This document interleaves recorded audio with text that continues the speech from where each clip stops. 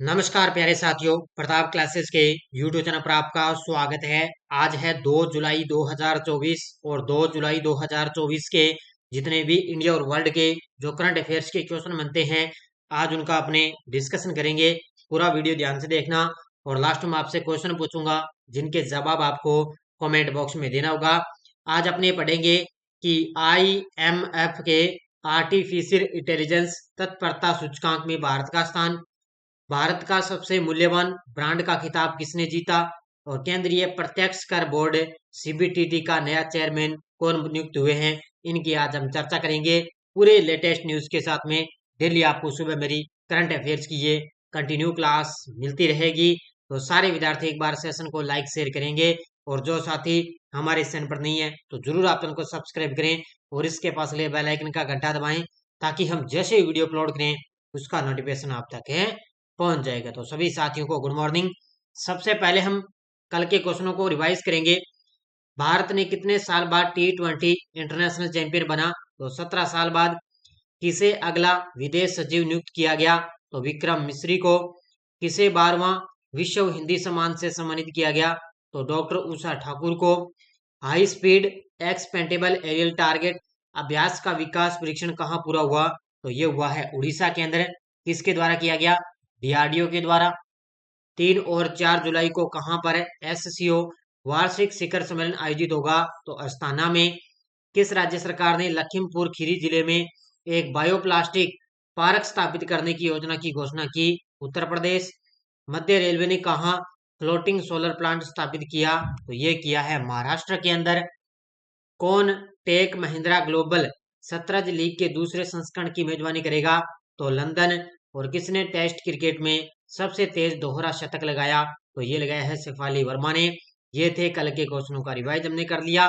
बढ़िया तरीके से आपको कंटिन्यू टेस्ट वगैरह मिल रहा है वार्षिक करंट में, और संडे के दिन जो वीकली क्लास मिली थी उसका टेस्ट आपको कल मिल गया, और डेली लाइव क्लास का भी 1 जुलाई का आपको कल शाम को टेस्ट मिल चुका है। तो आज 2 जुलाई का टेस्ट शाम को मिल जाएगा, कल 1 जुलाई का आपको मिल चुका है, और मंथली टेस्ट आज आपको मिल जाएगा। जो जून मंथ की मैंने आपको क्लास दी ना, उससे जून मंथ का टेस्ट आपको 4 पार्टों के अंदर है। इस जून महीने के अंदर मंथ का पूरा टेस्ट आपको मिल जाएगा, और PDF आपको इसी लगभग 4 या 5 जुलाई को PDF आपको मिलेगी। तो ये करंट की टेस्ट सीरीज ज्वाइन कर सकते हो। तो स्टार्ट करते हैं आज की करंट अफेयर्स की क्लास। सारे विद्यार्थी एक बार सेशन को लाइक शेयर करेंगे। आपके सामने पहला क्वेश्चन है, हाल ही में IMF के आर्टिफिशियल इंटेलिजेंस तत्परता सूचकांक में भारत को कौन सा स्थान मिला है? IMF है यानी कि अंतर्राष्ट्रीय मुद्रा कोष के आर्टिफिशियल इंटेलिजेंस तत्परता सूचकांक के अंदर भारत को यहाँ पर है 72वां स्थान मिला है। ऑप्शन नंबर सी, कौन सा स्थान मिला? भारत को यहाँ पर 72वां स्थान है मिला है। किसके अंदर है? ये है इंटेलिजेंस तत्परता सूचकांक आई है, इसके अंदर भारत 72वें स्थान पर है। तो ये अंतर्राष्ट्रीय मुद्रा कोष ने अपनी वेबसाइट पर आर्टिफिशियल इंटेलिजेंस तत्परता सूचकांक डैशबोर्ड जारी किया, जो AI तत्परता के लिए वैश्विक स्तर पर 174 अर्थव्यवस्थाओं पर नजर है रहता है, कि टोटल 174 देशों के बीच में ये रैंक जारी की गई। इसमें सिंगापुर 0.80 सबसे टॉप पर, फिर है डेनमार्क 0.78, और इसके अलावा संयुक्त राज्य अमेरिका जीवन ये 0.77 उच्चतम रैंकिंग वाले AI में है, और जबकि भारत को 0.49 रैंकिंग के साथ EM के रूप में वर्गीकृत किया गया है। तो ये भारत की रैंकिंग आपको याद रखनी है, और कुल 174 देशों के अंदर भारत 72वें स्थान पर है। तो ये बढ़िया सूचकांक की आपको याद है रखना है। अब ये बात आई है सूचकांक की, अब देखो आपके लिए बूस्टर डोज आपके लिए मैं लेकर आया हूँ। सूचकांक से संबंधित बूस्टर डोज बड़ी गजब की है। विश्व आर्थिक मंच के वैश्विक ऊर्जा संक्रमण सूचकांक में भारत का स्थान 63वां। वैश्विक शांति सूचकांक 2024 में भारत का स्थान 116वां। वैश्विक लैंगिक अंतराल सूचकांक 2024 में भारत का स्थान 129वां। वैश्विक स्तर पर भारतीय शेयर बाजार ने 5 ट्रिलियन पूंजीकरण के साथ कौन सा स्थान हासिल किया? 5वां। विश्व आर्थिक मंच के यात्रा एवं पर्यटन विकास सूचकांक 2024 में भारत का स्थान 39वां। विश्व प्रेस स्वतंत्रता सूचकांक भारत 180 देशों में 159वां स्थान। संयुक्त राष्ट्र मानव विकास सूचकांक 2022 में भारत को स्थान मिला 134वां। और अंतर्राष्ट्रीय बौद्धिक संपदा सूचकांक में 55 देशों के अंदर भारत 42वें स्थान पर है। और यहीं से ये बूस्टर डोज है, ये आपके लिए बड़ी काम की आएगी।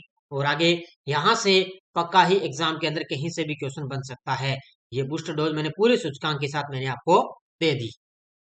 हाल ही में किसने भारत का सबसे मूल्यवान ब्रांड का खिताब जीता है? हाल ही में किसने भारत का सबसे मूल्यवान ब्रांड का खिताब जीता? तो ये जीता है टाटा समूह ने। यानी कि टाटा समूह है वो सबसे भारत के अंदर सबसे मूल्यवान ब्रांड बना हुआ है। 1 नंबर पे टाटा समूह, 2 नंबर पे है इंफोसिस, 3 नंबर पे HDFC ग्रुप और 4 नंबर पे LIC ग्रुप। ये क्रम याद रखना, टाटा समूह, इंफोसिस, HDFC और LIC।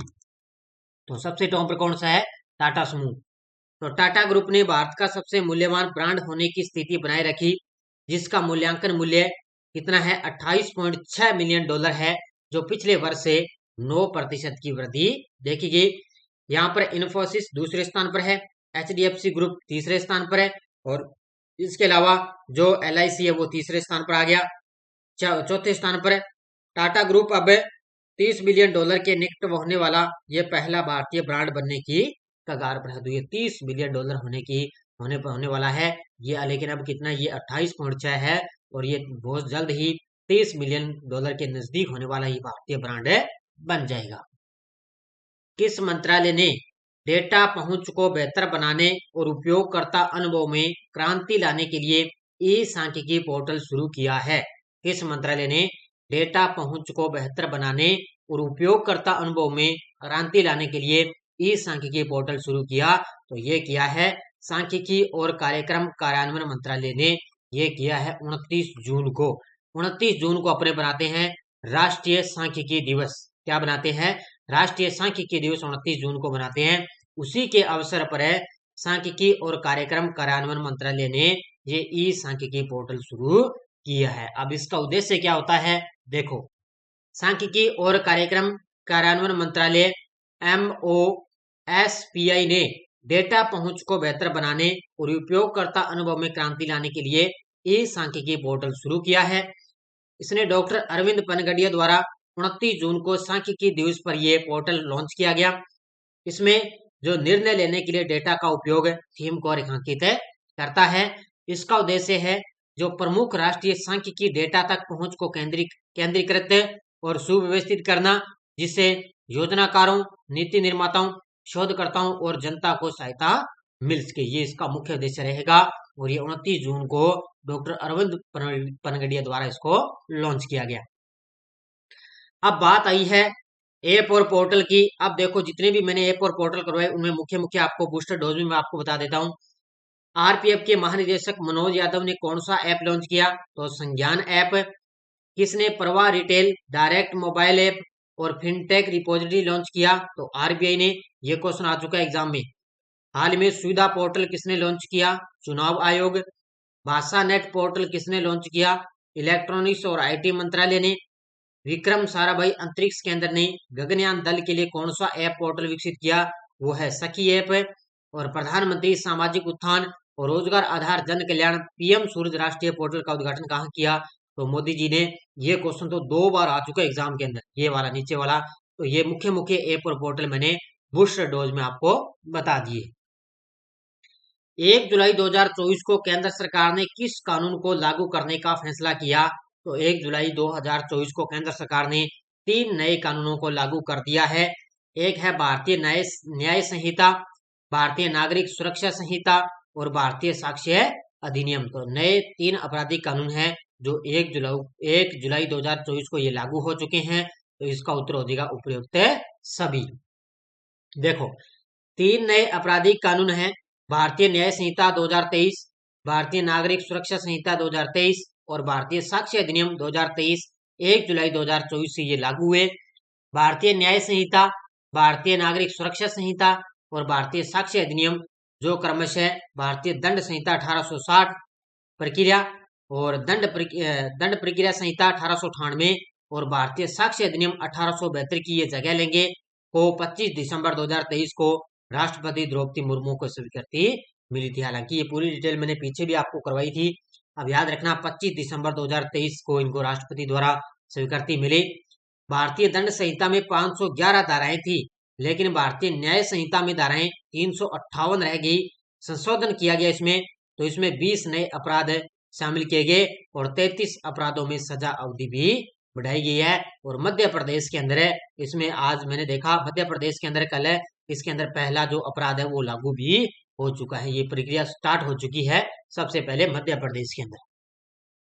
हाल में केंद्रीय प्रत्यक्ष कर बोर्ड सीबीटीटी का नया चेयरमैन किसे नियुक्त किया गया?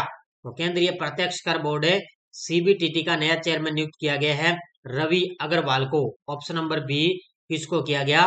रवि अग्रवाल। केंद्रीय प्रत्यक्ष कर बोर्ड का नया चेयरमैन रवि अग्रवाल को नियुक्त किया गया।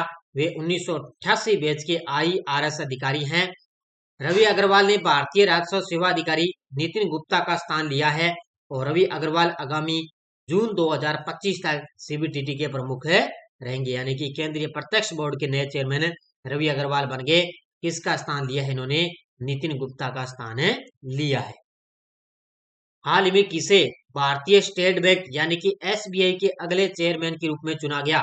हाल में किसे भारतीय स्टेट बैंक SBI के अगले चेयरमैन के रूप में चुना गया? तो ये चुना गया है चल्ला श्रीनिवासुलु शेट्टी को। ऑप्शन नंबर सी, किसको चुना गया?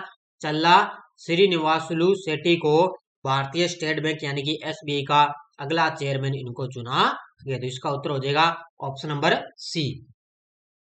तो financial services institute bureau FSIB ने चल्ला श्रीनिवासुलु शेट्टी को भारतीय स्टेट बैंक SBI के अगले चेयरमैन के रूप में चुना है। इस पद के लिए अश्विनी तिवारी और विनय टोन्स भी दो अन्य उम्मीदवार रहे थे। इस पद के लिए दो ये अन्य व्यक्ति थे, लेकिन उन्होंने शेट्टी को नियुक्त कर दिया चेयरमैन। शेट्टी वर्तमान चेयरमैन दिनेश खारा की जगह लेंगे। पहले दिनेश खारा थे, उनकी जगह लेंगे और शेट्टी SBI के 27वें अध्यक्ष के रूप में शामिल होंगे। तो ये SBI के 27वें अध्यक्ष के रूप में शामिल किए होंगे। ये टेलीग्राम ग्रुप है, कोई सूचना आती है, कोई लिंक आ गया, कोई नोटिफिकेशन आ गया, सब आपको टेलीग्राम पे सूचना मिलती है। पिछले वीडियो क्वेश्चन क्या था? अंतरराष्ट्रीय सौर गठबंधन ISA का 100वां पूर्ण सदस्य कौन बना? तो वो बन चुका है पराग्वे। बहुत सारे विद्यार्थियों ने बड़े शानदार तरीके से जवाब दिए, उन सभी को हार्दिक शुभकामनाएं। अब देखो क्वेश्चन फॉर यू। RPF के महानिदेशक मनोज यादव ने कौन सा ऐप लॉन्च किया? सखी ऐप, संज्ञान ऐप, संकलन ऐप, सूरज पोर्टल? इसका जवाब आपको कमेंट बॉक्स में देना है। ये थी आज की अपनी करंट अफेयर्स की क्लास। बस आप कंटिन्यू देखते रहना। मैं कहता हूँ पूरे दावे के साथ आपका यहाँ से करंट का क्वेश्चन एक भी बार नहीं जाएगा। एक आधा हो सकता है आपको अपवाद देखने को मिल जाए, लेकिन एग्जाम के अंदर 10 क्वेश्चन आते हैं ना इंडिया वर्ल्ड के, तो 9 क्वेश्चन मेरी क्लास से ही आपको देखने को मिलेंगे। बस आप पूरे लगन के साथ, पूरी मेहनत के साथ इस क्लास के साथ कंटिन्यू आप बने रहना। बाकी अपनी प्रताप क्लासेज ऐप के अंदर LDC वगैरह है, CET की स्पेशल करंट की टेस्ट सीरीज चल रही है, RPSC first grade second grade के प्रीवियस क्वेश्चन पेपर की PDF अपलोड है, 1 साल की वैलिडिटी है, ये आप ले सकते हो। और फर्स्ट ग्रेड की स्पेशल भारत राजस्थान करंट है, इंडियन पॉलिटी की है स्पेशल, और इसके अलावा NCERT बुक है। और ये मैंने पूरा जून महीने का निचोड़ मैंने आपको दे दिया। ये जिस भी साथी ने क्लास नहीं देखी है, तो ये पूरे जून महीने का संपूर्ण आप फर्स्ट रिवीजन कर सकते हो बढ़िया तरीके से। तो धन्यवाद, जय हिंद, जय भारत।